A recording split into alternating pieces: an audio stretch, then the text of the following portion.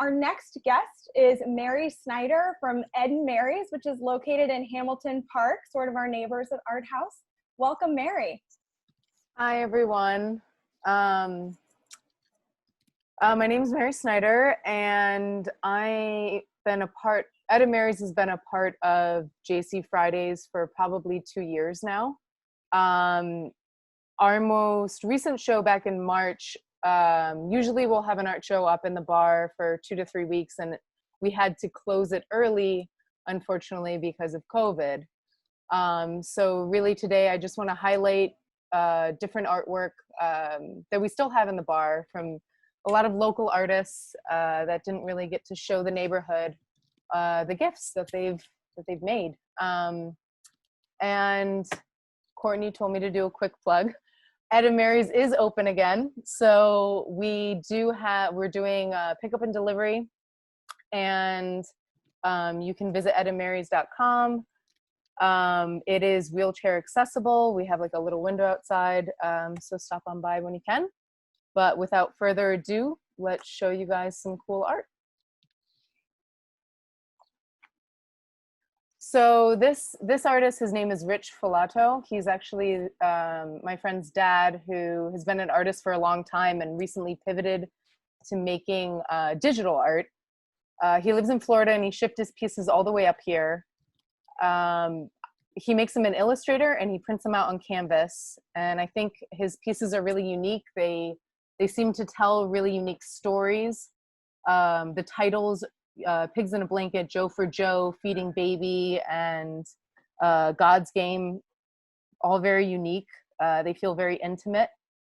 And once again, all of these works are for sale. 100% of the proceeds go to the artists. So I'm really just here to be a middleman. So if you're interested in any of the pieces, you can reach out to me or any of the Art House staff. And yeah, so I think Rich definitely has some stories to tell you. Moving to the next slide. This is a local Jersey City artist, Jasmine Romero.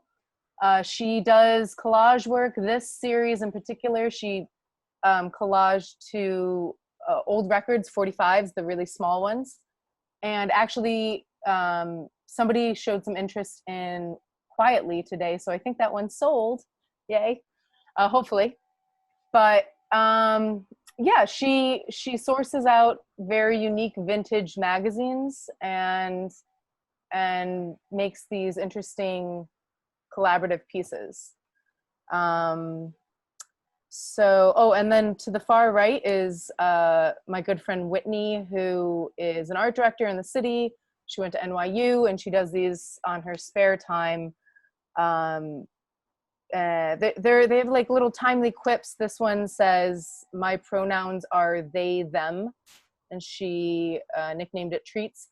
We only have one of her pieces because the other two sold the first week. So moving to the next slide. This is another Jersey City local artist. Her name is Anita Dasin.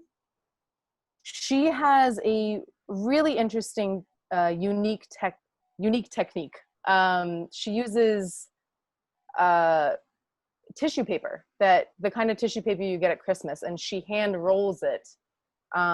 She finds inspiration from her two children. And if you move to the next slide, I can show you a closer view of. So she hand rolls all of that and carefully glues it and then seals it.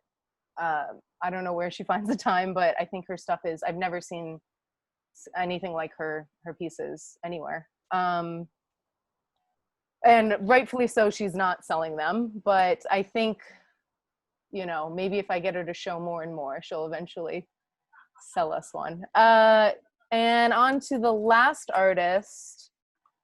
Another Jersey City artist. This is a wood burning technique.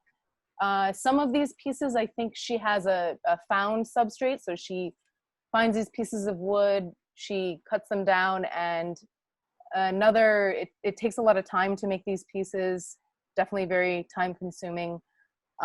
Anywhere you see black, she's just, you know, burning that in.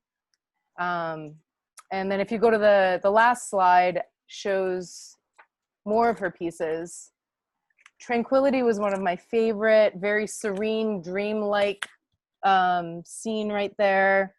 The magnolia blooms, beautiful. And I think these are very reasonably priced for the amount of time and effort. And this is just, gratefully, Jersey City has an amazing local artists, and they're so inspiring. And I think a lot of people just need to, a lot of local artists just need to build up they need to show more, and it'll give them the self-confidence that they deserve. Thank you all for listening, and let's keep our chins up and our paintbrushes down. Thanks a lot. So great. Thank you so much, Mary.